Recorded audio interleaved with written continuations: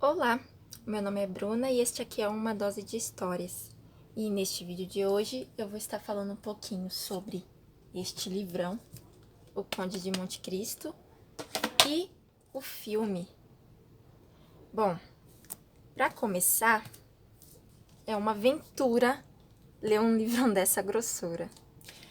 Mas eu não estou aqui para fazer uma avaliação profissional, porque eu não sou formada em nada de literatura, mas estou aqui para dizer que Alexandre Dumas é simplesmente sensacional. Além de um gênio, ele é muito bom com as palavras. Esse é um livro antigo, é um livro clássico, porém, ele é muito gostoso de ler. Sério, é bem aventuresco, você consegue entender as palavras, não é difícil, gente. E o tamanho, ele pode até assustar. Realmente, não é um livro que você lê muito rápido. Também não é um livro para você ficar lendo o tempo inteiro desesperado. É para você ir saboreando. Mas é uma história que às vezes você não quer parar de ler. Muitas vezes eu sentava uma horinha para ler. Quando eu ia parar para olhar, eu tinha lido um monte de páginas e entrado na história de uma maneira que como se eu estivesse lá do lado do Edmond Dantès, sofrendo com ele na cadeia ou sentindo raiva pelas injustiças. E eu acho legal que essa é uma história que, basicamente, ela é sobre vingança, né? Todo mundo sabe aí o plot, que Edmond Dantès sofre traição. E por causa disso ele vai preso no calabouço, assim, jogado num buraco para nunca mais ser achado, tanto que as pessoas pensam que ele morreu. Não tem nem mais como achar ele na prisão, não tem como visitar ele. E aí ele passa 14 anos preso, numa solitária, num lugar sem sol, sem luz, sem vida. Ele sofre muito. Só que lá na prisão, né, nesses 14 anos, tem um senhorzinho, um abade, que está tentando fugir. Ele tá cavando, né, ali por debaixo da prisão, tentando fugir.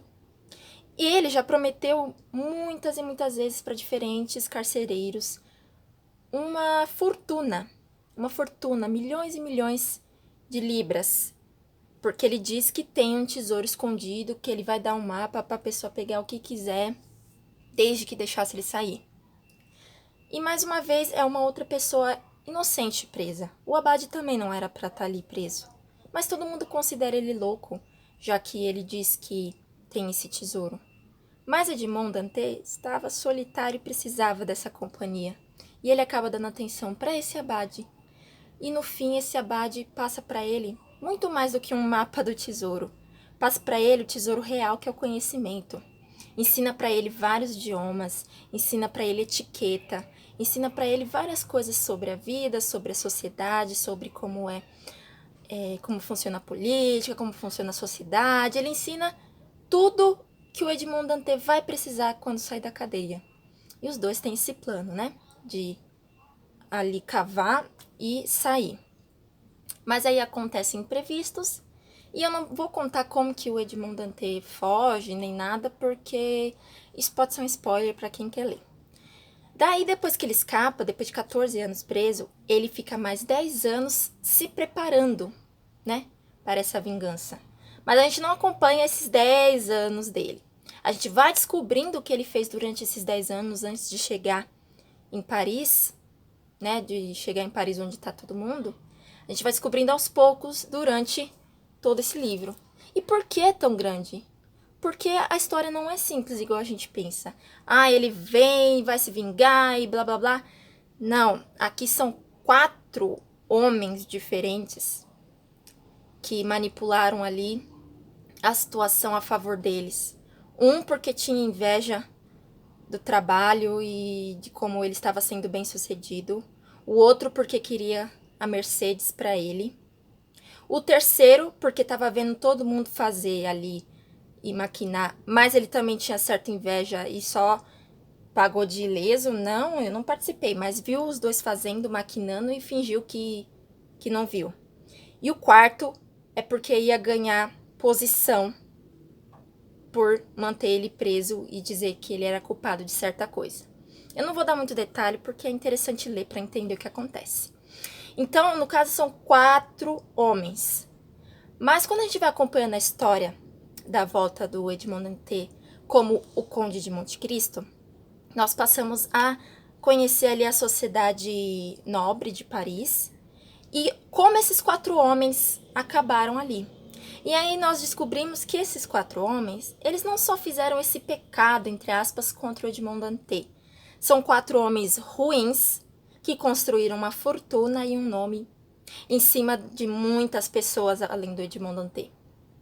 E daí você vai entendendo a motivação dele para querer atacar esses homens. Porque eles fazem coisas ruins até o momento presente que Edmond volta. Mas como ninguém reconhece ele com o passar do tempo, ele vai planejando ali, né, uns pequenos golpes, primeiramente financeiro. Por quê? Ele não chega lá e dá um tiro nos caras ou sai duelando. Não, porque vocês são do mal e eu vim aqui me vingar. Ele chega lá e ele avalia a situação, que esses 4 homens construíram uma fortuna em cima dele e de massacrando várias outras pessoas. Tudo por uma honra e um nome.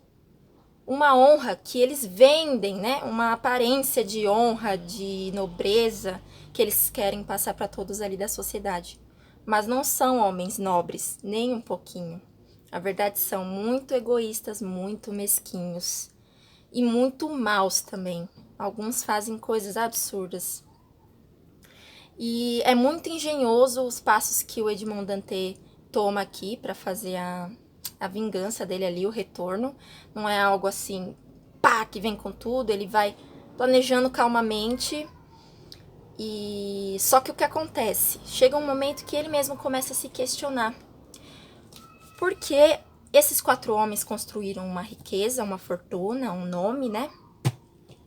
Só que eles também construíram famílias. E algumas dessas vinganças que, né, alguns desses planos que o Edmond Dantès começou a colocar em prática, começa a afetar outras pessoas da família, de uma maneira que ele não esperava. Ele tomou precauções para não afetar ninguém inocente no meio do caminho. Só que ele não esperava atitudes imprevisíveis, coisa que ele não imaginava que, né, fosse acontecer por causa da vingança dele. E nisso, ele acaba fazendo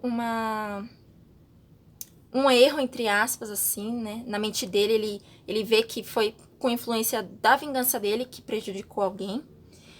E ele começa a entender que aquela jornada toda, tudo que ele fez, talvez não tenha sido tão gratificante assim. Eu vou ler até aqui um quote, né, uma parte de uma fala do Edmond Dantès. Eu que era bom, confiante e distraído, tornei-me vingativo, dissimulado, cruel, ou melhor, impassível como a surda e cega fatalidade. Então me lancei no caminho que se abrirá à minha frente, atravessei o espaço, alcancei os meus fins, pobres daqueles que encontrei pelo caminho. Isso aqui significa, como assim, resume bem o caminho ali dele, porque ele era uma pessoa muito boa, muito tranquila, ele só queria o bem do pai, das pessoas ao redor dele, e no meio do caminho que ele vai planejando contra os inimigos dele, ele faz bem a um monte de pessoas no meio do caminho. Só que para chegar no ponto de se vingar, ele muda quem ele era, mais do que a cadeia já mudou ele. Ele começa a passar a ser, igual ele falou, uma pessoa dissimulada, uma pessoa que mente, uma pessoa que não cria mais laços com ninguém. E isso entristece um pouco dele. E eu acho, assim, muito interessante essa jornada. É uma história que é muito mais, né, do que uma vingança e você... É isso aí, tem que matar mesmo. Porque é aquela coisa, né? A gente já sabe, mas às vezes é bom entender que a vingança nunca é plena, mata a alma e a envenena. É simples assim. Mas aqui, não vá achando que é encheção de linguiça, tudo isso aqui, só pra uma liçãozinha no final. Mas é porque tem muita coisa interessante, tem muitos personagens, acontecem muitas coisas, né? Aqui o autor, ele desenvolveu histórias de outros personagens dentro, né? A parte da história do que estava acontecendo com o Edmond Dantès. Então tem muitas personagens interessantes e que você torce por elas, você sofre por elas, para que elas saiam daquela situação, para que elas consigam chegar no objetivo delas. E é isso, gente. O livro é 5 estrelas para mim. Eu li um pouquinho em setembro, um pouquinho em outubro e... Não, um pouquinho em agosto, um pouquinho em setembro e um pouquinho em outubro. Então eu li em 3 partes o livro, mas ele tem 5. Mas foi muito gostoso de ler, foi uma jornada bem gostosa. Não é um livro que demora tanto assim, gente, pra terminar de ler. Eu já li Os Três Mosqueteiros, que claramente é bem menor, mas também é muito gostoso. E aí vamos ao filme. Ah, meu Deus, como é que o filme resumiu tudo isso? Ah, o filme deve ser péssimo, né? Horroroso. Os filmes nunca são fiéis ao livro. Ao contrário, mon ami, este filme é maravilhoso. Ele conseguiu resumir muito bem, né, ao meu ver, o que o Alexandre Dumas quis passar no livro. Porque aqui, obviamente, diminuiu a quantidade de personagens. Aqui, os 4 homens que traíram o Edmond no livro é um só. O que eu não gostei foi que o que acontece com a Mercedes. Aqui no livro, ela é mais uma das pessoas que traiu o Edmond Dantès. Ela mesma se sente culpada e eles não ficam juntos. Cada um segue seu caminho. Aqui eles fizeram uma coisa mais romântica. Não é que eu não gostei, na verdade eu acho legal essa coisa mais romântica aqui. Mas o foco do filme é tanto quanto do livro, né? Em provar que a pessoa, por focar tanto na vingança, ela deixa de viver a própria vida e ter a própria família e ser uma boa pessoa. Perde muito do tempo. E é isso que o filme mostra. E tem todo umas adaptações, né, para diminuir a quantidade de coisa acontecendo, diminuiu a quantidade de personagem, mas eu acho que aqui foi bem adaptado. Eu acho bem adaptado, eu gosto muito desse filme. Foi graças a esse filme, Os Três Mosqueteiros e O Homem da Máscara de Ferro, que eu entendi que tinha isso nos livros, encontrei o livro dos Três Mosqueteiros, descobri o Alexandre Dumas e descobri um escritor maravilhoso que tem histórias muito interessantes, muitos livros legais. Eu tenho vontade de ler a continuação, né? Os Três Mosqueteiros são 3 livros. Inclusive, é no 3º livro que tem a história do Homem da Máscara de Ferro, do filme. E eu quero muito, muito que publiquem aqui no Brasil para eu ler o 2º e o 3º. O 2º já tem, só não tem o 3º ainda. E é isso, gente. Não é a mesma coisa. Obviamente, eu já vi esse filme 1 milhão de vezes, mas ler o livro é incomparável, é uma experiência única. Mas o filme é muito bom, sim, e eu acho que se você tem medo de ler o livro porque já conhece o filme, não estraga a experiência. Não tem spoiler aqui, porque aqui as coisas são um pouco diferentes, né? Um pouco, não, bastante diferentes. E se você acha que vai odiar o filme porque gostou muito do livro, também acho que não. Acho que o filme também é válido, também é muito bom, tem ótimos atores e passa a mesma ideia do livro. E é isso, gente. É uma história incrível e vale a pena conferir. Eu espero que vocês deem uma oportunidade para esse livrão aqui. Olha quantas marcações eu fiz, porque esse livro é incrível. É isso, gente. Espero que tenham gostado desse vídeo. Falei um pouquinho demais, mas é porque essa é uma história muito gostosa e eu gosto muito desse autor. E é isso, gente. Beijinho. Deixa um like, um comentário e se inscrevam no canal. Beijo!